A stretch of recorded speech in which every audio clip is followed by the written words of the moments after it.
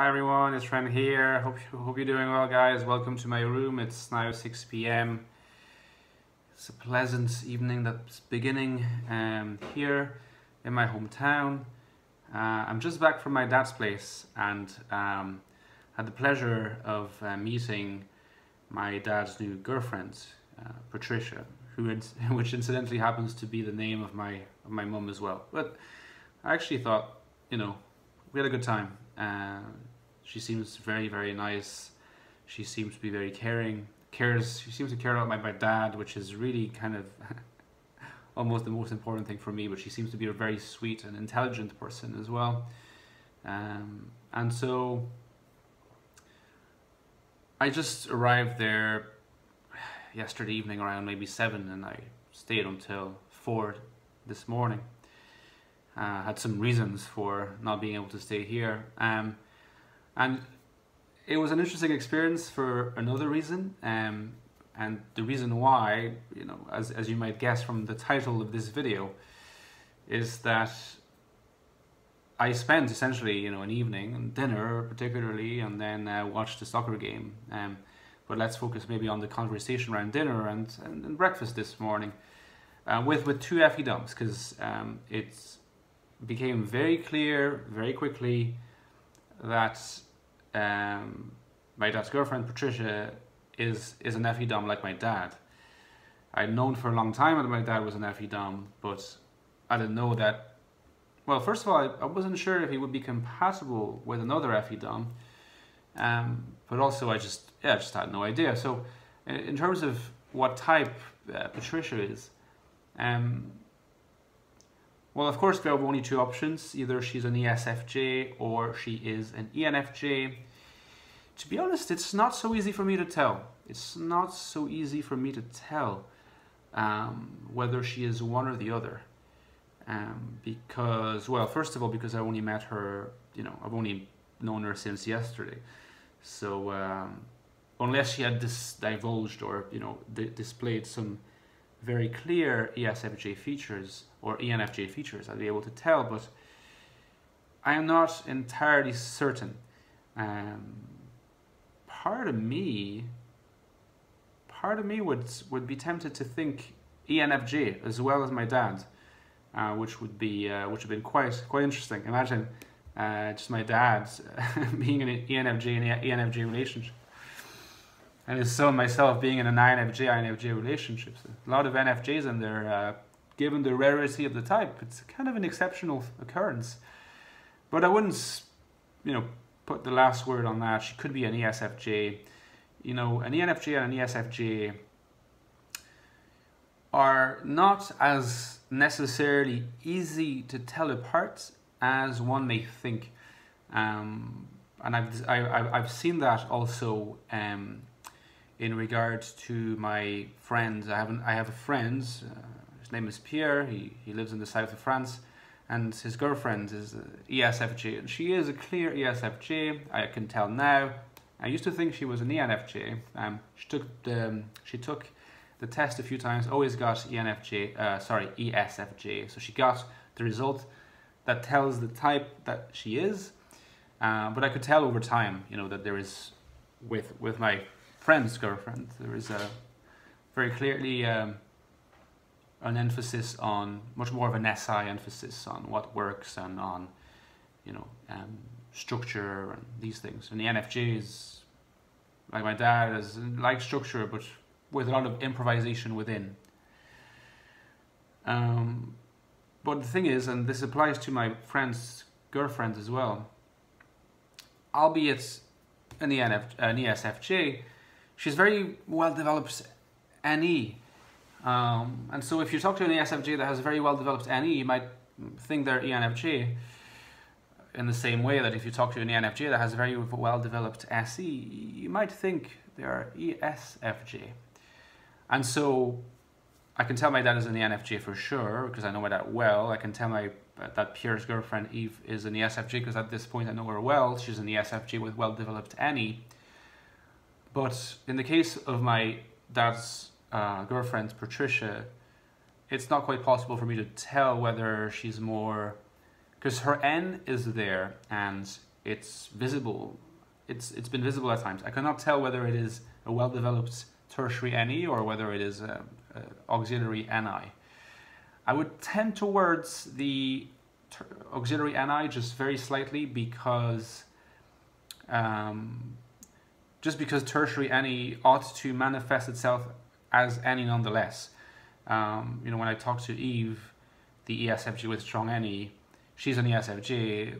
FE and SI are the functions that manifest themselves the most in her, and she's a very healthy ESFJ. So she's kind of, she does come across as an ESFJ, let's say, but the tertiary NE, whenever it manifests itself, and it's quite common, is clearly NE and not NI.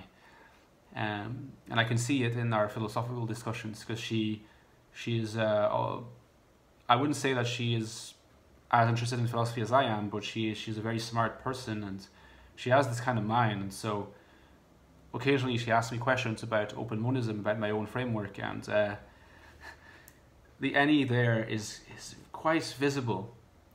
Not only the intuition, but the extroversion of that intuition. Like she kind of you know, floats about with lots of different questions, and it's hard to remain quite focused. And you'd say, wow, like that's you might not necessarily think that would happen with an ESFJ, but just think about the fact that some INFJs have very strong TI. Some, you know, you can even be a mathematician and be an INFJ. You can be a philosopher like Wittgenstein, very mathematically influenced, at least originally, philosopher like Wittgenstein, and you know, with amazing TI. Well, then the ESFJ could have amazing NE. You know, it's not excluded, and I think Eve has very strong NE. Regardless, my dad's girlfriend Patricia might be one or the other. It's too early for me to tell. They seem to be getting on really well, and they seem to just have a connection, you know, which makes me happy. And so I just hope their relationship lasts. But what I wanted to bring home as well about this experience is that during the conversation that I had with them over dinner and over lunch, well, yeah, we had dinner, breakfast, and lunch. Dinner yesterday, and then breakfast, lunch today. And there were quite clear traits that became apparent, that, you know, such that if I had ever doubted that I might, you know, not be an INFJ but an ENFJ, which is a ridiculous supposition, but you know, I've had my times wondering about that. Well, clearly I felt a level of similarity between how my dad and Patricia behaved compared to me. And of course they were not necessarily aware that I was like analyzing everything as it was happening, because that's what I do, and how much more like spontaneous they were. Spontaneity of that they showed during the dinner was such that actually it reminded me of a trait that FE DOMs sometimes, and maybe FE DOMs from the south of France even more, have, which can be frustrating to an INFJ, someone who's more of someone who listens a lot and thinks before they talk. You know, when you think before you talk and then finally you deliver something, it's really annoying to be interrupted, and it's even more annoying to be interrupted many times throughout a conversation. I have to say, like, they interrupted me a lot, and it's not because it's rude, it's because things, you know, the words just come out. They just come out. And so in that case, it's not so much, what's expected is not so much that I'd be like really like angry or think it's rude to have been interrupted. It's really about whether I'm able to locate, you know, the moment when I can say my thing to get the attention. But it's almost like I have to make that effort. And when you're an introvert, you like to be listened to without having to fight for being listened to. And so I have to say, if I'm completely honest, I did experience that frustration. And so, that being said, a lot of the time, the interruption is about, oh, by the way, like, would you like, you know, sometimes the interruption is not about, what I mean to say is that it's not about them wanting to talk about themselves. Like, that's not what it is about. It's not you being interrupted by a person who's self-centered and just wants to talk about themselves. That happens with people, but not at all with these two FE DOMs. Often they interrupt In fact, sometimes they interrupt because they just talked about something else. But I was interrupted a few times, or the verbal space was overwhelmed, or I felt overwhelmed within that space a few times, because they just were asking me questions without listening to the things I were saying. Maybe they felt that they understood what I was talking about and it was enough, but it was still about, a lot of the interruptions were still about wanting to reach out to me, asking me questions about how my week's been, about the food, about whatever I wanted more. And so there is like this almost dominant sense of helper, the helper nature extroverted to such an extent that although you're all about helping others, you don't spend that much time listening to what it is precisely in the most refined, in the most specific and precise manner, what it is that these others need. What it is that these, I mean, my needs were not of a particularly profound nature. You know, I needed to be listened to, and what I was saying, I was hoping that it would be listened to at a certain level of, you know, resolution. And I'm not saying that it wasn't, for the most part it was, but there were those moments where I was just like you're asking me something. I've already, you know, I have thoughts like, I've already answered that, or I don't understand this question, it's not me. And I felt that the helpfulness, the helping nature, sometimes, if it is very emphasized and very dominant, it can almost come across or as imposing itself on the person that didn't really necessarily ask for help in the first place. And that's something that frustrated me a little bit, I have to say. And such that I know that it would be hard for me to spend a week with two FEDOMs like this. And logically took refuge in my room after a while, and I did that a few times. Nevertheless, very pleasant time, and what matters the most, again, is that they're good, you know, they're good together, they seem to work well together, they're both good people, profoundly good people.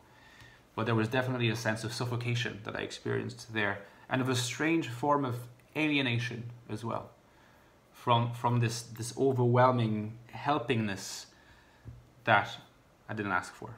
So this is my controversial take on the two FEDOMs that I was dealing with this weekend. Let me know in the comments, guys, what you think. Have you ever dealt with two FEDOMs at the same time? How do you experience that? What are your thoughts on ENFJs, ESFJs? And see you soon. Ciao.